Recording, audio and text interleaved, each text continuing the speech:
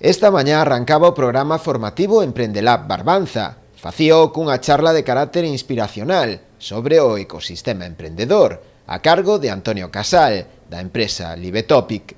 A súa experiencia de seguro lle servirá a moitos dos 18 emprendedores que hoxe inician a súa andaina neste programa formativo, de cara a impulsar e fortalecer o seu proxecto empresarial.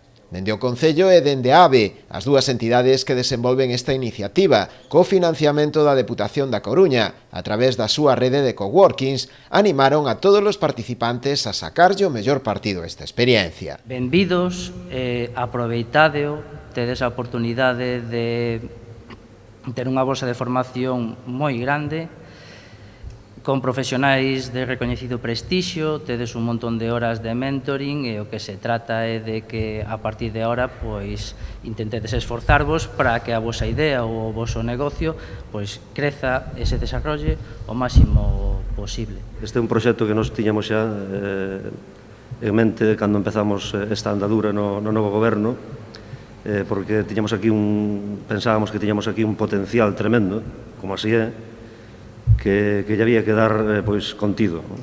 Entonces, que mellor que este proxecto. Desexarvos sorte, creo que son, polo que me din os técnicos, que hai moi bons proxectos, esos 18 proxectos son grandes proxectos, e nada, con traballo, constancia e ilusión e tal, o ides a conseguir e, bueno, e de aquí que salen moitos postos de traballo e que vos asentedes naturalmente, como non podía ser o meu desexo, no Concello de Boiro.